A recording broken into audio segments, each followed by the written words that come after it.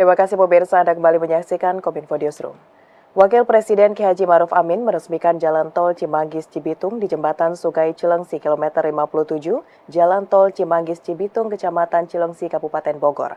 Keberadaan tol ini bisa memangkas waktu tempuh dari 2 jam menjadi 30 menit dari Cimanggis ke Cibitung.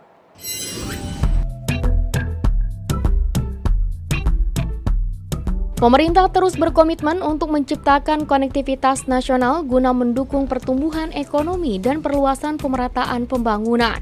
Upaya ini salah satunya digenjot melalui pembangunan jalan tol termasuk Jalan Tol Cimanggis-Cibitung di kawasan Jabodetabek. Jalan Tol Cimanggis-Cibitung merupakan salah satu proyek strategis nasional yang memiliki panjang 26,18 km dan menghabiskan anggaran sebesar 10,6 triliun rupiah. Hal tersebut disampaikan Wakil Presiden Ma'ruf Amin saat meresmikan Jalan Tol Cimanggis-Cibitung di Jembatan Sungai Cilengsi kilometer 57, Jalan Tol Cimanggis-Cibitung, Kecamatan Cilengsi, Kabupaten Bogor. Keberadaan jalan tol ini dapat memangkas waktu tempuh perjalanan dari Cimanggis ke Cibitung menjadi sekitar 30-45 menit, dari sebelumnya 1-2 jam melalui jalan arteri. Dengan diresmikannya tol Cimanggis-Cibitung ini, maka jalan tol Jakarta Outer Ring Road 2 telah tersambung sepenuhnya. Selain itu, jalan tol ini juga terkoneksi dengan jalan tol Trans Jawa Ruas Jakarta, Cikampek, Pelabuhan Tanjung Priuk, Pelabuhan Patimban, Bandara Soekarno-Hatta, dan Bandara Kertajati, sehingga menjadi ruas alternatif dan solusi mengurangi kepadatan lalu lintas dari ruas tol Cikampek yang menuju Jakarta, Bogor, Tangerang, dan sekitarnya. Konektivitas antar kawasan di wilayah Jakarta dan sekitarnya diharapkan dapat meningkat dengan terintegrasinya jalan tol Cimanggis-Cibitung dengan jaringan jalan tol di kawasan Jabodetabek. Menteri Pekerjaan Umum dan Perumahan Rakyat Basuki Hadi Mulyono mengatakan jalan tol Cimanggis-Cibitung dapat menghemat waktu tempuh yang semula 2 jam kini menjadi 30 menit. Selain itu, tol ini juga mampu mengurangi kemacetan dalam kota. Pembangunan jalan tol di Indonesia selama 9 tahun terakhir meningkat signifikan, mencapai lebih dari 13% per tahun. Hingga saat ini panjang jalan tol di Indonesia telah mencapai 2.893 km.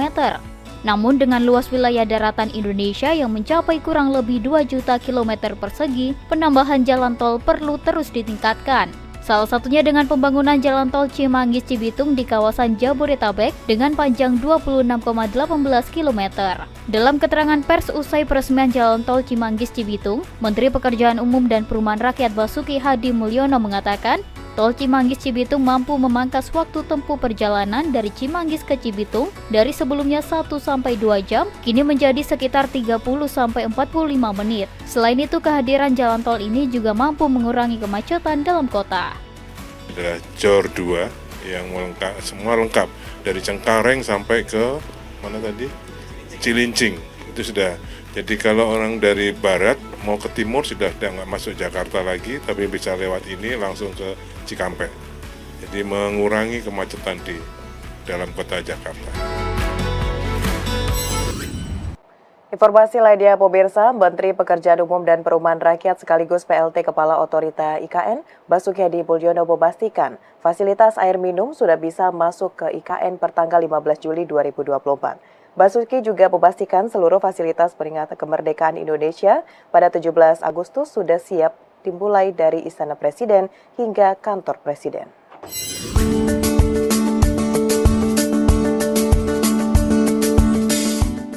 Pembangunan Ibu Kota Nusantara saat ini terus dikebut. Menteri Pekerjaan Umum dan Perumahan Rakyat Basuki Hadi Mulyono menyatakan Istana dan kantor Presiden akan selesai pada bulan Juli ini.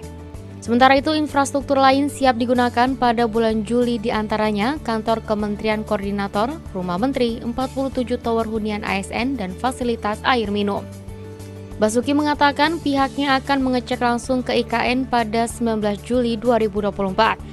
Basuki pun menegaskan kementerian yang dipimpinnya bertanggung jawab menyiapkan sarana dan prasarana di IKN. Saya dari Kementerian PUPR bertanggung jawab untuk menyiapkan prasarananya. Ya. Sampai sekarang prasarananya insya Allah nanti pada Juli ini sudah akan selesai. Jadi kantor Presiden, Istana Presiden, kantor-kantor Menko yang 4 lantai dari 4 tower, 3 lantai sudah siap, hingga bahkan nanti dipakai untuk para petugas dan peserta upacara. Lapangan upacara sudah selesai. Kemudian itu kantor-kantor Menko ada 4 Menko, Menko 1, 2, 3, 4, masing-masing Menko 4 tower untuk membawai kementerian masing-masing. Lebih lanjut, Menteri Basuki juga menyebut pada 10 Agustus 2024 sebagian pekerjaan pembangunan di Ibu Kota Nusantara akan dihentikan sementara untuk pembersihan kawasan guna berlangsungnya upacara HUT Republik Indonesia pada 17 Agustus 2024. Penghentian sementara ini untuk memastikan kawasan yang digunakan sebagai tempat upacara sudah bersih dari debu dan kotoran. Namun, untuk pekerjaan pemasangan interior akan tetap berlanjut. Jadi intinya, insya Allah, prasarana untuk kesiapan 17 Agustusan sudah siap pada Juli ini. Nanti akan kita tetapkan. Oke? Otoritas Jasa Keuangan melaporkan hingga Juni 2024 lebih dari 7.000 rekening terindikasi melakukan judi online telah diblokir. Otoritas Jasa Keuangan juga mengimbau untuk bank turut serta mencegah judi online dengan menerapkan prinsip Know Your Customer atau proses identifikasi nasabah serta membantu mendeteksi pelaku judi online.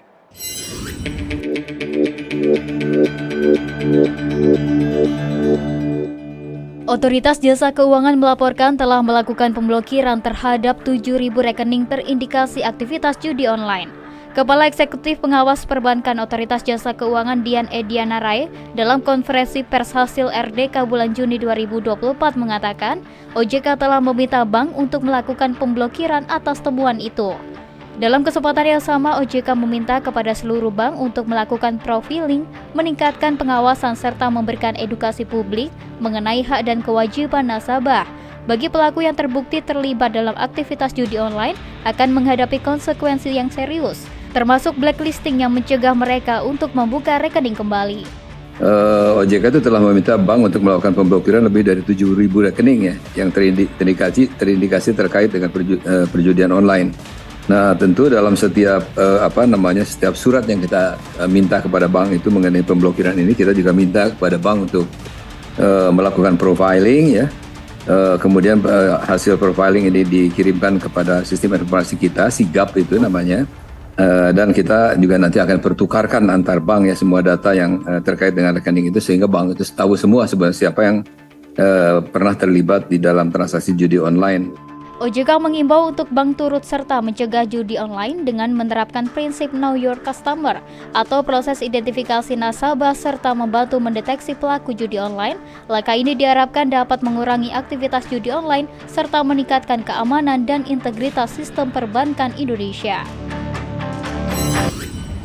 Pemirsa, setelah jeda pariwara, kami akan kembali dengan informasi lainnya. Tetaplah bersama Kominfo Newsroom.